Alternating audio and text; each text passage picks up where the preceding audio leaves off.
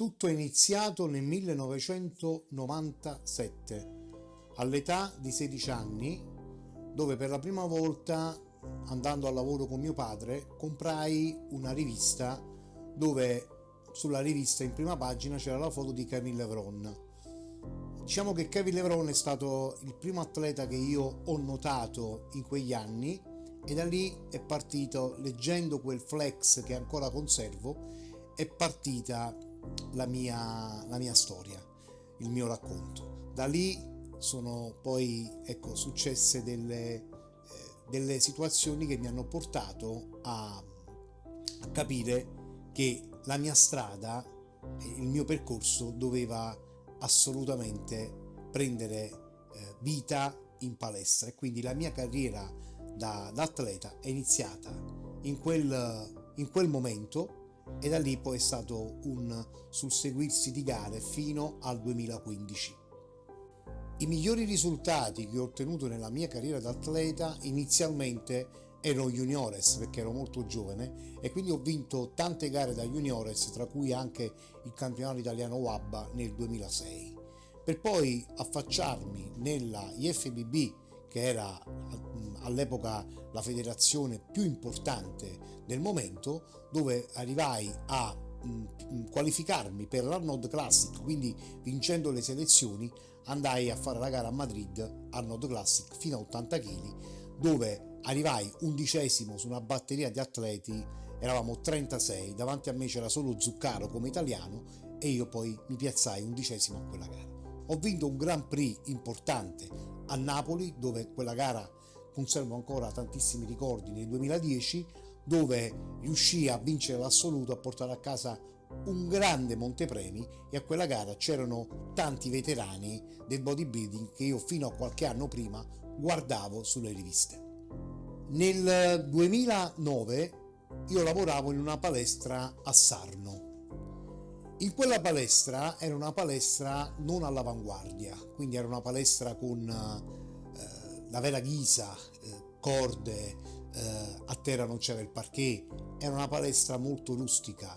E io in quella palestra, in quegli anni, i ragazzi che erano iscritti non li trattavo da clienti, ma bensì già da atleti. Strutturavo dei programmi in base all'esperienza che in quel momento caratterizzava le mie giornate. Io strutturavo dei programmi importanti e vedevo che questi ragazzi cambiavano, finché poi all'epoca arrivò la categoria Men's Physique e io tirai fuori il primo Men's Physique italiano, e questa è una cosa che ci tengo molto a raccontare. Tirai fuori il primo Men's Physique italiano, che siamo partiti dalla Valle del Sarno, che è stato Francesco Montuori. Da lì io, dopo Francesco Montuori, che girammo il mondo, quindi da una piccola realtà ci ritrovammo in giro per il mondo a fare gare importanti fino a fare il mondiale in Canada. Da dopo Francesco Montuori il team è diventato sempre più numeroso, e ad un certo punto della mia carriera ho capito che non valeva più la pena per me personalmente andare avanti come atleta, anche perché i risultati non erano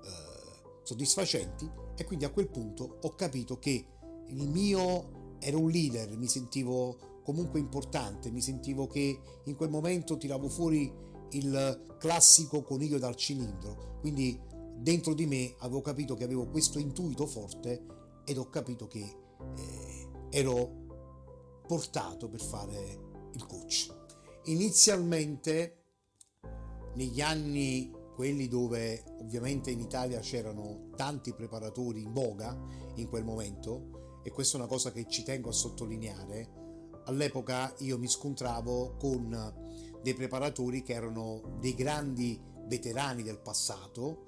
e in quel momento rappresentavano il bodybuilding italiano e non. Quindi Patrick Tour, Mauro Sassi, la buonanima di Salvatore Solimeno. Quando io presentavo i miei ragazzi con la mia idea,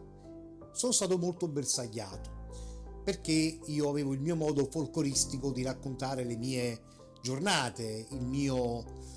modo di fare con gli atleti, le battute, i slogan, e quindi sono stato molto bersagliato per farmi spazio. E questa è una cosa che porto ancora addosso ed è stata una grande corazza, per farmi spazio ho dovuto vincere e far capire che il mio sistema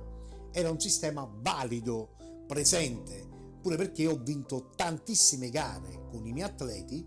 partendo sempre dal profondo sud, sottolineo questa cosa, e le difficoltà sono state quelle di farmi spazio in un settore dove premiavano tutti questa grande esperienza, e quindi questo ragazzo che parte dalla Campania, questo modo folcloristico di raccontare le cose, questo modo a volte passavo per arrogante, ma non lo ero. Questo per me è stato un grande problema, perché venivo molto attaccato sui social e tante volte anche sulle gare. Però poi, come in ogni cosa, quello che contano sono i risultati, e io di quelli ne ho fatti veramente tanti. Le più grandi soddisfazioni sono arrivate nel 2018, quando è entrata la Pro League in Italia. Abbiamo avuto tutti questa possibilità. Io portavo ancora atleti nell'altra federazione. Nel 2018 mi sono ritrovato con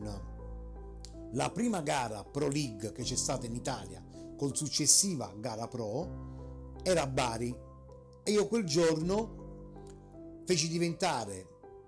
professionista Petar Duper. Il giorno dopo esordì nella gara da professionista e vinse anche la gara Pro, ed era, non lo sapevamo, quella gara staccava il biglietto per l'Olimpia, e io alla prima gara italiana Pro League mi ritrovai a fare un professionista e a vincere subito una gara Pro e a qualificare il mio primo atleta per l'Olimpia. Da lì è stato un susseguirsi di vittorie, perché quel 2018 è stato l'anno dove io personalmente col mio team mi sono fatto conoscere per tutto il mondo, perché sono arrivate Pro Card in Spagna, in Portogallo, in Danimarca, sono arrivate Pro Card importanti, e quell'anno ho qualificato 2 atleti al Mister Olimpia. I miei risultati più importanti sono nati nel 2018, dove oltre alla qualifica di Petar per l'Olimpia, anche di Davide Mazzolani, quell'anno portai al campionato italiano Fit Italy a Roma 53 atleti on stage, 36 atleti campioni italiani. L'anno successivo, il 2019, creai il primo classic italiano professionista, che subito staccò il biglietto per l'Olimpia, e quello fu un'altra soddisfazione. Poi tutti ricordiamo il 2020 con la pandemia, ma nonostante tutto io riuscii a qualificare ancora una volta vincendo l'Europa Pro ad Alicante, e quella gara mi ricordo che il mio atleta vinse su 32 atleti on stage. Nel 2021 è stato l'anno dove ho vinto più Pro Card in assoluto, ben 18, e nel 2021 ho portato 3 atleti al Mister Olimpia. Il 2022 per me è stato l'anno, diciamo, con più atleti qualificati al Mister Olimpia, dove sono comunque riuscito a preparare atleti stranieri. Si sono affidate alle mie conoscenze atleti di ogni nazione europea e non, e quindi non mi tocca che continuare con la passione che mi contraddistingue, e soprattutto respirare il vero bodybuilding. L'azienda, ormai che lavoro da 8 anni circa, è l'azienda leader nel campo dell'integrazione, non solo in Italia ma soprattutto nel mondo. Per me rappresenta un grande orgoglio vestire Yamamoto, rappresentare l'azienda Yamamoto, credere nell'integrazione Yamamoto, perché da quando la Yamamoto ha messo a disposizione integratori importanti per ogni tipo di atleta, di ogni categoria, e tutti sappiamo che ormai le categorie nel nostro settore, nel mondo del bodybuilding, sono tante. Ogni categoria mi mette a disposizione l'azienda prodotti e integratori che io posso consigliare e adattare ai miei programmi. Una cosa importante che ci tengo ad evidenziare e il fatto che io ho uno store in un paese di 70.000 abitanti e in questo paese dove sono riuscito a portare la mentalità dell'integrazione, nel mio store gestito da mia sorella e mio fratello entrano persone di ogni fascia di età e soprattutto persone che semplicemente vanno in palestra e sono riuscito a far capire che l'integrazione è importante e quindi io ho una clientela che mi permette di inserire prodotti e integratori Yamamoto. E la Yamamoto, vedi, io non solo mi sono ritrovato a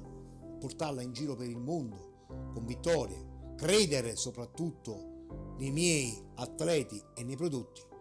ma ecco, ci tengo a dire che persone normali che frequentano palestra, grazie a me, sono riusciti a incontrare l'integrazione Yamamoto che riguarda ogni fascia di età e ogni persona. E quindi ringrazio l'azienda che mi dà ogni anno la possibilità di essere sotto queste vesti e io sono onorato e soprattutto, ripeto, tecnicamente parlando, abbiamo una gamma e una scelta impressionante di integratori che possiamo inserire nei nostri allenamenti e soprattutto portare in alto l'integrazione Yamamoto. Inoltre abbiamo anche una vasta gamma nutraceutica che ci permette di avere a disposizione dei prodotti che fanno realmente la differenza. Fino ad oggi i miei obiettivi principali sono stati quelli io ho il soprannome di Pro Maker, ho portato risultati importanti, 77 Pro Card vinte in questi 6 anni di l'entrata della Pro League e anche con la Fit Italy che ha creato le Elite Pro, quindi totali professionisti 77, 13 qualificazioni al Mister Olympia, tra cui nell'ultimo anno 6 atleti qualificati al Mister Olympia in ogni categoria, quindi non solo una categoria Men's Physique, ma soprattutto Open, Classic. Mi manca solo qualificare una bikini e una wellness, dopodiché credo di aver portato all'Olimpia quasi tutti gli atleti. Ho un obiettivo importante che ho raggiunto, ecco appunto, è quello di aver aperto uno store qui a Nocera, uno store dove è partito molto lentamente. Dopo 5 anni ho aperto accanto una bakery dove facciamo tutti i prodotti fit che vengono presi dal negozio e vengono trasformati in prodotti fit. Il mio obiettivo è quello di aprire altri store in giro per l'Italia con il mio marchio Boom Nutrition e ovviamente all'interno ci saranno sempre e solo ed esclusivamente prodotti Yamamoto. Per il futuro il mio sogno resta sempre lo stesso: portare più atleti possibili al Mister Olympia, e se considero gli ultimi 2 anni 2022, 2021 e 2022 ho coperto un po' tutte le categorie. Il mio obiettivo è di portare quanto più atleti possibili al Mister Olympia e soprattutto cercare di centrare la top 10, entrare in quell'elite di coach internazionali che forse nella mia semplicità e umiltà non mi rendo ancora conto, ma quando vado all'estero vedo che tante persone mi fermano, si fanno le foto, parliamo, mi chiedono consigli, quindi vuol dire che è stato tanto seminato in questi anni. Ma il mio obiettivo principale resta quello di portare più atleti possibili a Mister Olympia in tutte le categorie e possibilmente piazzarli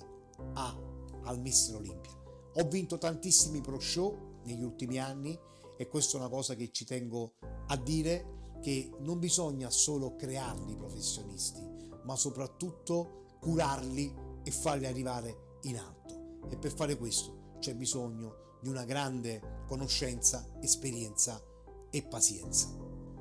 A Giuseppe Romano del passato consiglierei innanzitutto di scegliere bene i preparatori che in quel periodo si è affidato, che sono stati preparatori. Io utilizzo sempre una frase: ho imparato dai miei coach quello da non fare. È questo che mi ha contraddistinto in questi anni. Io non devo ringraziare a nessuno perché ho tutto scritto e documentato, e quando rileggo quelle preparazioni, grazie a quelle preparazioni, io oggi mi ritrovo a curare gli atleti, a capire che determinate cose vanno evitate, e io a quel Giuseppe Romano gli voglio semplicemente dire e raccontare che deve evitare sciacalli del periodo, del momento, perché li ringrazio in un certo qual modo, ma credetemi che sono stato molto fortunato. Sono una persona con una grande bontà, quindi mi fido ancora oggi, alla soglia dei 40 anni, mi fido di tante persone che oggi non si smette mai di imparare, che mi hanno creato tanti fastidi e mi hanno portato tanta tristezza nella mia vita. Quindi a quel Giuseppe Romano io gli darei semplicemente il consiglio di metterci quel pizzico di